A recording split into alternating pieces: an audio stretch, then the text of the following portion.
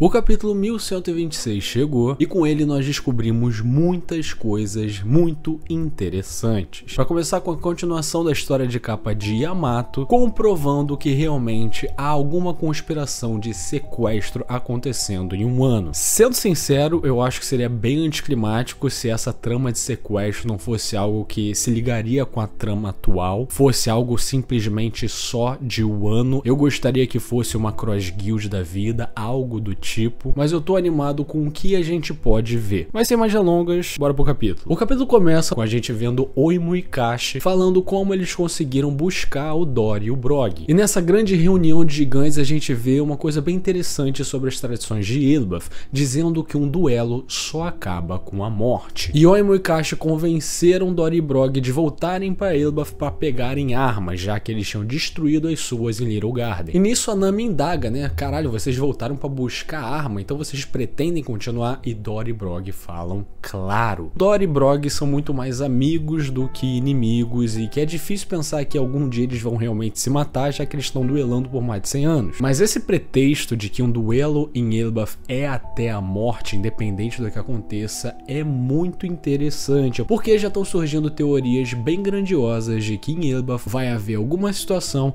onde, por exemplo, Sandy e Zoro poderão duelar para resolver algum conflito. Um duelo sério e muito esperado para a maioria dos fãs e com certeza iria dar um atrito bizarro e bem hypante nas duas fandoms, né? Tanto dos Zoro Tards quanto dos Sandy Tards. Mas se isso acontecer, eu já digo que muito provavelmente vai acabar em empate. Eu acho muito difícil o Oda definir um vencedor nesses dois. Mas se acontecer, vai ser do caralho. No momento que a Nami duvida, né, sobre o duelo dos gigantes, o Usopp faz questão de falar: pô, tu não aprendeu nada em Little Garden, é a honra do gigante, vai tomar no teu cu. E a gente já tá vendo que o Usopp já tá bem engajado nessa tradição de Elbaf. Eu tô realmente esperando que ele faça bastante coisa nesse arco. Enquanto Sandy pergunta por gigante qual é desse saque forte, ele diz que é um absinto chamado Fada Verde, que pode causar alucinações.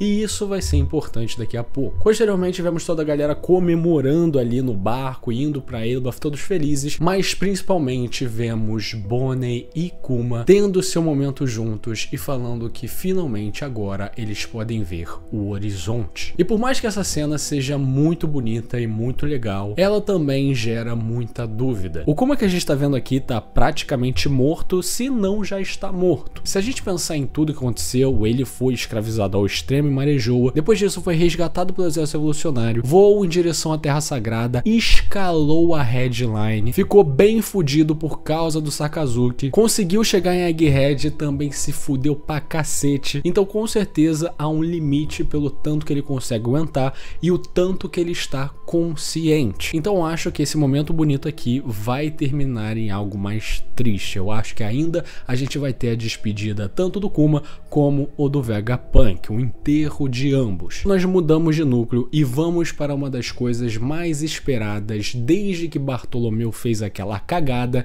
e o Shanks falando que ia lidar com ele na costa de Wano. O narrador fala que realmente o Bartolomeu chegou lá e queimou a bandeira do Ruivo, isso a gente já sabia por causa da história de capa, e parece que agora o Barto Club ainda está naquela mesma cidade, o que é uma burrice sem tamanho. Mas de qualquer forma, ele tá rendido perante a Shanks, falando que se ele não fizer nada quanto a isso, ele vai perder o respeito. Bartolomeu só se desculpa e fala que é um erro idiota e tudo mais, e enquanto ele fala isso, nós vemos a reação de Shanks. E não tem jeito, o homem é muito vilanesco. É aquela parada, eu não acho que o Shanks realmente é um vilão, mas que ele vai ser um antagonista, isso é quase certo. E desde que ele lutou contra o Kid, o Oda tá fazendo questão de mostrar o Shanks como alguém que tem um lado sombrio bem grande. E isso é demonstrado logo em seguida, quando o médico do bando do Ruivo mostra um veneno mortal para Barto e diz para ele usar isso no Luffy e que ele deve bebê-lo em um mês. Esse veneno é horripilante, vai fazer ele jorrar até morrer, e fazendo isso o Bartolomeu iria assumir a responsabilidade que ele fez e seria perdoado. O que venhamos e convenhamos é algo bem extremo para se fazer até mesmo entre piratas. Porém, sem pestanejar, Bartolomeu quase morde a mão do médico e bebe o veneno como se não fosse nada. E isso é muito do caralho, porque a gente sabe que o Bartolomeu é um puta de um fanboy e é muito leal ao Luffy, mas até então a gente só tinha visto o quanto ele era fã do Chapéu Chapéu de Palha e o quanto ele estava disposto a dar. Mas esse nível de lealdade é algo que realmente demonstra o quão foda esse personagem é. E com ele chorando, ele fala algo que a gente já sabe, que não partiu do Luffy formar a frota dele, partiu dos integrantes da frota de servirem a Luffy quando ele precisar. Então isso não tem nada a ver com ele. Essa é apenas uma história de um idiota que tentou ir contra o Yonkou e caiu. E depois de falar tudo isso e pensando que vai morrer, ele arrota e vê que na verdade esse veneno não era verdadeiro, era apenas uma farsa. Basicamente um teste de lealdade do Shanks. E depois disso, nós vemos o Bartol Club saindo daquela ilha como se nada tivesse acontecido. E nesse momento nós vemos Ben Beckman e Shanks conversando sobre o ocorrido e Shanks falando que é muito bom ver alguém tão devoto a Luffy. Porém, nesse exato momento, Yasop chega e fala: irmão, dá licença, é preciso manter um limite. E com um único tiro, ele destrói o Going Luffy Senpai, o barco de Bartol Club, afundando-o e fazendo com que a sua tripulação tenha um destino desconhecido. E isso é bem interessante, porque parece que o Shanks não mandou o Yasop fazer isso. Yasop fez isso como uma necessidade pirata de atestar sua dominância. Para ele não havia sentido Bartolomeu sair ileso depois do que fez e ele tinha que ir com um lembrete. Eu acho que é meio óbvio que Bartolomeu não morreu aqui. A gente tá falando de One Piece, personagens não costumam morrer, mas com certeza isso é bem surpreendente, algo bem inesperado, mostrando que os integrantes da tripulação do Ruivo têm certa autonomia e nem todo mundo espera ordens para executar, o que é bem interessante, visto que Shanks parecia ser o ápice da autoridade e se ele mandar qualquer coisa as pessoas fazem. Posteriormente nós vamos para Hashinosu. Teach acabou de chegar lá e tá brigando com o Pizarro por causa que ele deixou o Kobe fugir em um momento tão escroto, onde as pessoas estão entendendo como o mundo funciona por causa da mensagem do Vegapunk. Porém, de qualquer forma, os piratas de Hashinosu estão com a moral altíssima, falando que quem vai achar One Piece, obviamente, será ele. E depois disso, nós vemos a maioria dos piratas de Barba Negra reunidos, onde Teach está parabenizando Kuzan por ter capturado o Garp. E nesse momento, nós temos a confirmação: Garp ainda está vivo. Ele aparece totalmente acorrentado e julgo que ele está congelado porque ele teve uma perfuração no meio do peito e que o fato dele ter sobrevivido meio que cobre a fuga do Kobe. E então eles comemoram os ventos a favor, com Teach também falando da sua nova aquisição, Charlotte Pudding,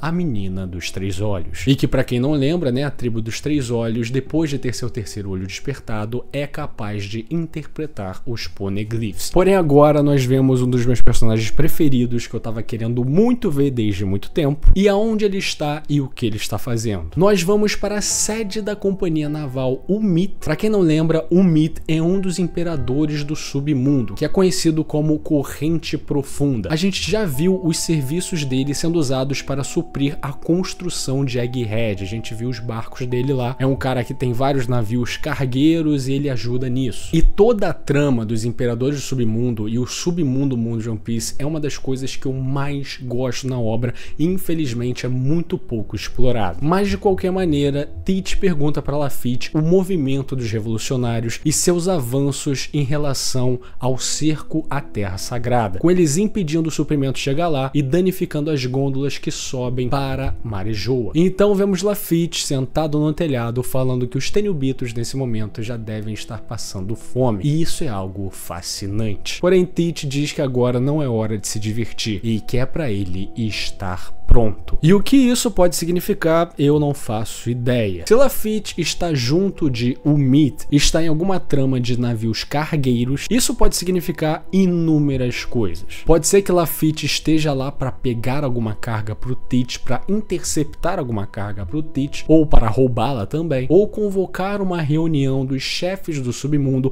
igual Big Mom fazia na sua festa do chá. Então, gente, editando eu formulei uma teoria aqui rapidinha, que na verdade, e se o Lafitte estiver com o Umit para levar carregamentos de comida para a Terra Sagrada, assim ficando nas graças do governo mundial e talvez conseguindo, né, fazer a sua nação afiliada ao governo. Eu achei uma boa teoria. Posteriormente, vemos Devon, Van Auger e Caribou chegando também em Hashinosu. E agora, provavelmente, Caribou irá contar para Teach tanto a localização de Poseidon, no caso Shirahoshi na Ilha dos Homens Peixe, tanto a localização de Pluton no país de Wano. O que é uma das coisas mais perigosas de estar na mão de alguém tão imprevisível quanto o Barba Negra. Porém, a gente não tem sossego porque a gente volta pro barco do gigante. E o narrador fala que ainda não chegamos em Elbaf. E tem uma razão para isso. Thousand Sunny simplesmente sumiu. O barco que estava amarrado junto do grande barco gigante aparentemente se perdeu pela correnteza, fazendo as pessoas ficarem desesperadas e separando parte da tripulação. E na última página vemos alguém chamando a Nami e falando para ela acordar. E quando ela acorda, ela está com as roupas características de Elbaf, no que parece ser um castelo ou um palácio feito do que parece ser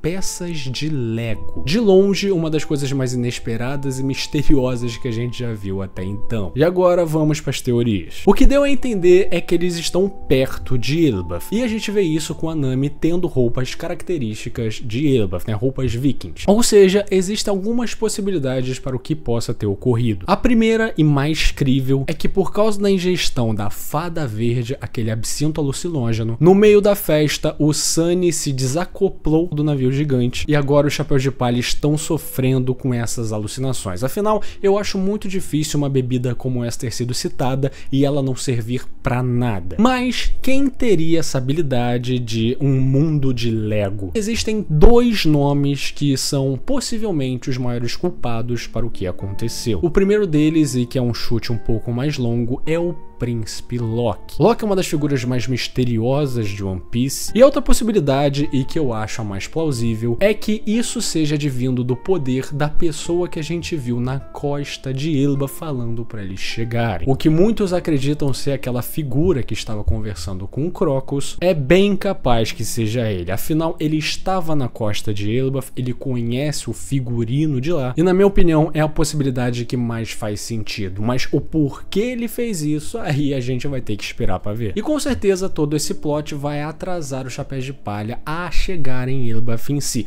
Mas é como eu disse, Elbaf parecia ser uma terra muito amistosa, onde eles chegariam lá e não teria muita inimizade, não teria muito conflito. E isso para um arco tão esperado é ruim. Ao mesmo tempo que eles não podem repetir a mesma fórmula de Egghead, fazendo Buster Call em Elbaf, botando todos os agentes da justiça lá. Então eu acho que essa é a saída do Oda para deixar esse arco mais interessante, mais picante, digamos assim. De qualquer maneira, nós vimos finalmente o Shanks lidando com o Bartolomeu, algo que já estava premeditado para ser feito há muito tempo. Eu achei toda a situação muito foda e que nos disse muito sobre a tripulação do Ruivo, mas principalmente nos deixa aquela dúvida de qual será o próximo passo de Shanks. O que deu a entender é que Shanks pegou os poneglyphs de Kid, ou seja, ele tem o poneglyph de Holy Cake e Wano. Ele não tem o poneglyph de Zou. Eu acho um pouco difícil o Shanks ir para esse lado. Eu acho que é mais provável ele bater de frente com alguém que tenha os poneglyphs, como foi falado lá no começo do ano, do Oda falando o que a gente poderia esperar, que aquela pessoa e aquela pessoa iriam se enfrentar, e a gente sempre achando que seria Shanks e Barba Negra. O Barba Negra, esse sim, tem todos os poneglyphs, menos o do Homem da Cicatriz de Queimadura, igual o Luffy. Então é capaz que ele se estranhe também, ou Shanks ir em direção ao Homem da Cicatriz de Queimadura,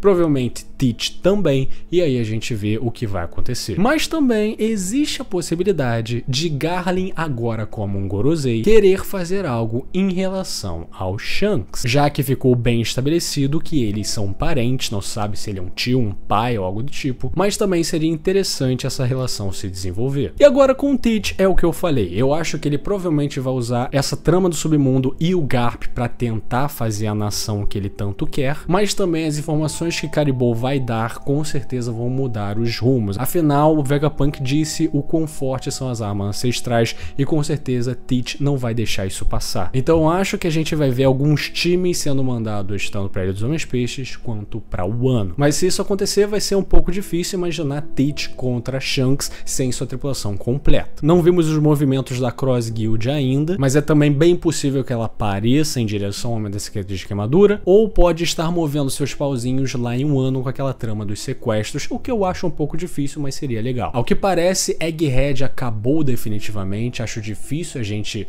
voltar pra lá. E agora estamos dedicados completamente em Elbaf e, como eu disse, eu acho que a partir de agora a gente vai ver muito do formato que foi em Egghead. Sempre dedicando vários capítulos aos Chapéus de Palha, mas de vez em quando mostrando outros núcleos, como foi Garp contra Kuzan e Hajinosu, Shanks vs Kid, LOL vs Barba Negra, tudo isso foi contado ao mesmo tempo. E eu acho que todos os arcos de One Piece vão seguir esse mesmo formato até o final. Ainda mais com a mensagem do tamanho da de Vegapunk, é necessário saber como o mundo está lidando com tudo isso. E agora eu acho que a gente vai sentir esse mundo mais vivo, sem a necessidade do Luffy fazer as coisas dele pra ele andar, se é que você me entende. Se você chegou até aqui, meu muito obrigado. Lembre-se sempre, curta, comenta, compartilha, se inscreva no canal e dê uma hypada se você tiver pelo celular. Um agradecimento especial para Guilherme Paiva, Alisson Rodrigues, Arthur Zamolini, Tauá, Guaxinim Gamer, Bruno Zanarella, Empty Skull, Matheus Siqueiro, Rian Charles, Buruburu, Gustin Gelk, Ogugas, Guilherme Xavier, Jonas Fagundes, Gabriel Fraga, Zero Zac, Arroz Cadele, Vinícius Lopes, Vanilson Silva, Min Suíça, Retroblade, Antony Tavares, Victor Moser, Evat 007, Bigode Orei, Wev, Lucas Cauã, Anakin Cláudia, Maria, Francis Júnior, Johnny D, Clarim Diário 95, JMS Off THC, puta que meu pariu, Gustavo Oned, Heitor Missul, Sullivan Cujo, Oedro, Matheus Santos, Fiat Paul Todo Fudido, Chris Henry, LKS, Gabriel Zardo, Meu Nome Não É Jorge, Kikomori e Hypnos 11. Eles são os membros aqui do canal, muitíssimo obrigado pelo seu apoio, vocês são fodas demais. E se você quiser ser aqui nesses paladinos do Inferno de Dante, considere ser um membro também. É uma coquinha e uma cervejinha que você deixa de beber no mês, então assim, se tiver subindo sua carteira, por favor, considere. Tchau, tchau!